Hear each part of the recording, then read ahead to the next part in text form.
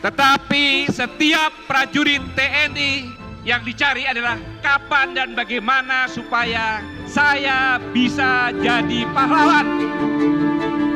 Kita bersatu dalam keyakinan bersama bahwa sebagai bangsa kita tidak boleh dan jangan perlu dipecah belah untuk kepentingan apapun. Mari kita hentikan segala bentuk pembelahan bangsa dengan alasan apapun. Apabila ada hal-hal yang berkaitan berdasarkan hukum, maka keseluruhannya yang bertanggung jawab adalah saya pribadi, Gatot Nurmantio.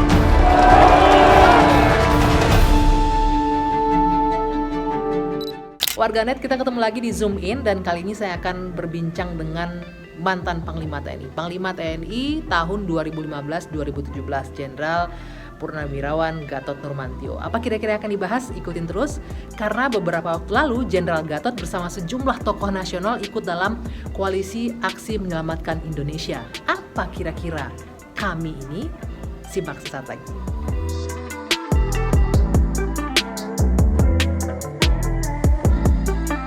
Saat ini saya sudah bersama dengan Jenderal Gatot Nurmantio. Selamat malam, Jenderal. Saya koreksi Jenderal Purnawirawan. Jenderal Purnawirawan. Pak Gatot, boleh dibuka maskernya? Ini kita menjaga physical distancing tetap, tapi ini biar lebih jelas terdengar suaranya.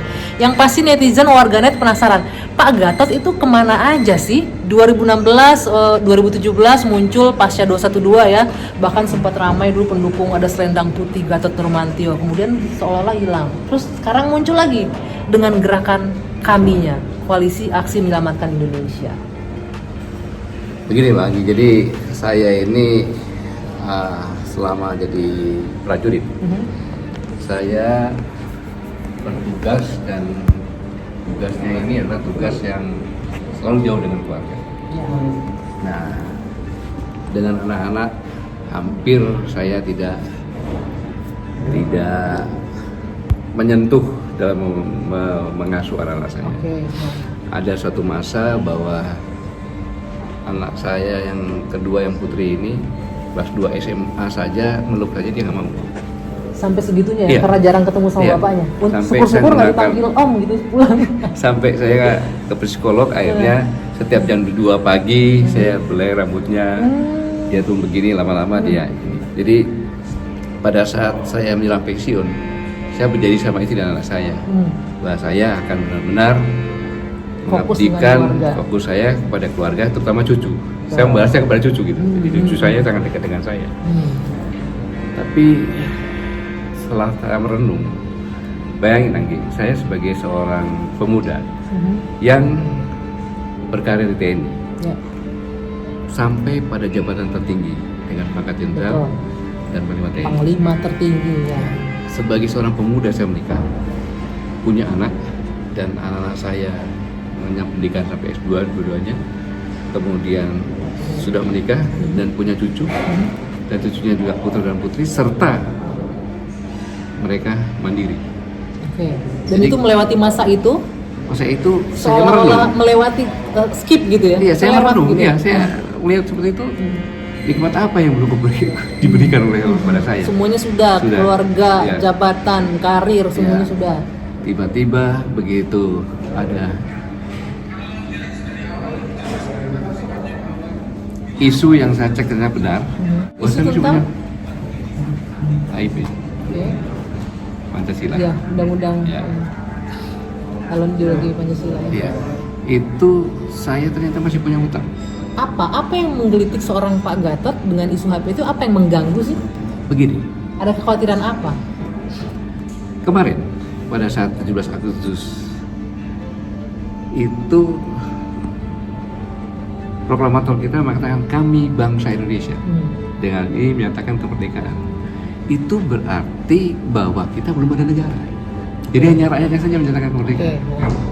Besoknya barulah ada Undang-Undang Dasar 45 dengan pembukanya Pancasila sebagai dasar negara. Berarti itulah dasar negara. Jadi karena persyaratan suatu negara adalah ada rakyat, ada wilayah, ada pemerintahan, dan pengakuan. Nah, Pancasila sebagai dasar negara akan dirubah menjadi 3 sila, bahkan Eka sila. Maka dasar negara ini kan hilang, bukan Indonesia. Sedangkan saya pada saat 38 tahun yang lalu, saya disumpah, bersediakah saudara disumpah? Bersedia. Dengan apa? Dengan agama Islam. Oke. Ya.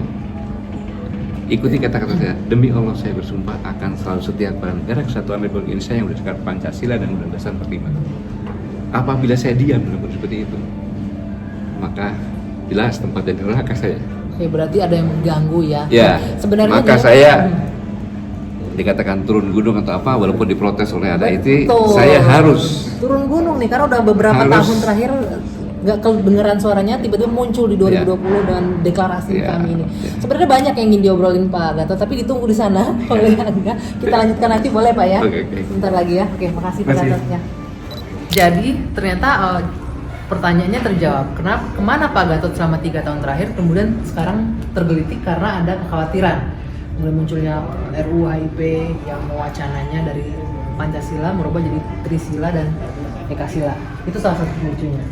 itu salah satu pemicu yang sangat sentral bagi saya.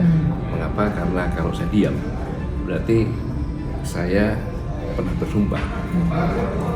Itu pertanggungjawaban perjanjian antara umat dengan Allah Subhanahu wa Ta'ala, Tuhan. Ya.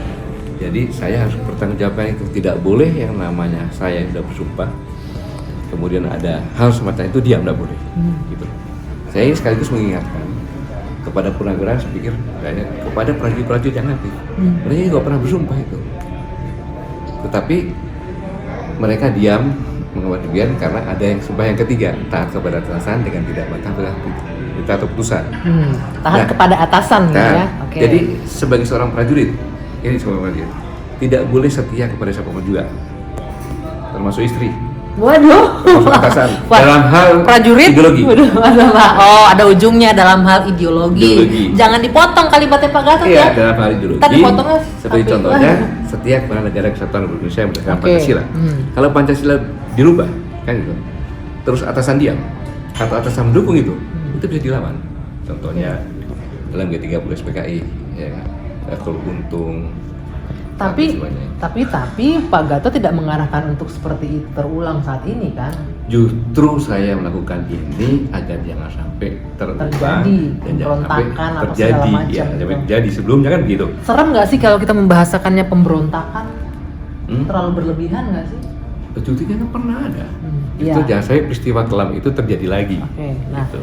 pertanyaan selanjutnya, kenapa kami koalisi aksi menyelamatkan Indonesia?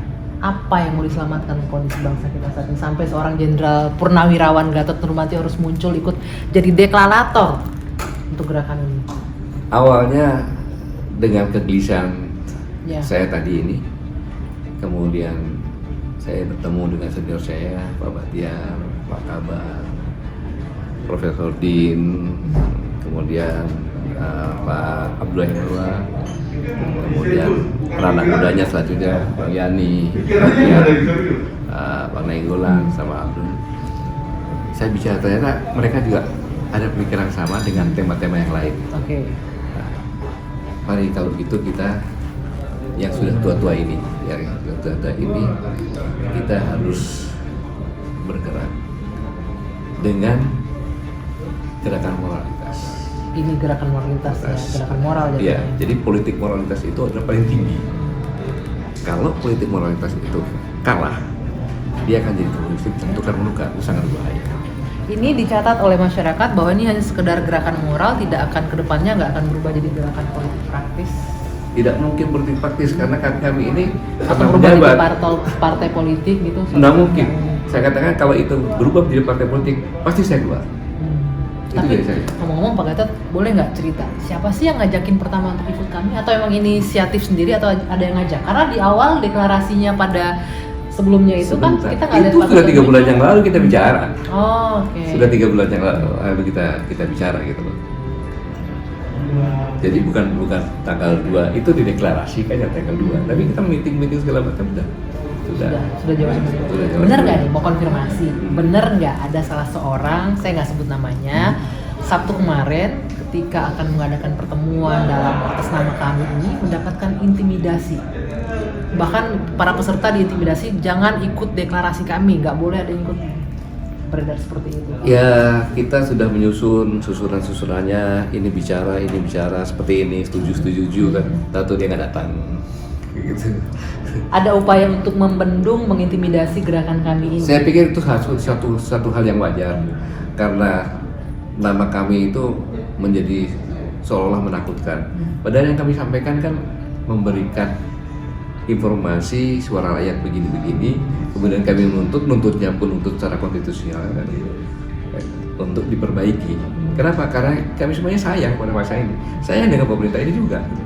Jadi goalsnya kami ini memang untuk menyelamatkan, benar ya? Tidak Ya, ada gerakan moral, politik moral untuk menyelamatkan ini. Politik moral juga itu adalah mengingatkan cita-cita bangsa. Itu politik moral. sedikit. Pak Gatot, bagaimana secara keseluruhan deklarator kami atau gerakan moral ini melihat penegakan hukum yang ada saat ini? Karena itu disinggung juga kan dalam poin-poin deklarasi kami pada hari ini. Penegakan hukum ini kita lihat apa yang dikatakan tajam ke bawah, tumbuh ke atas. Kemudian hukum ini yang kasihan adalah rakyat kecil. Melihat seperti itu, Tanyakan kepada rakyat. sebenarnya masih banyak yang ingin diobrolin sama Pak Gatot, tapi sayang harus lanjut lagi jadi narasumber di sini. Kita lanjutkan lagi next time ya.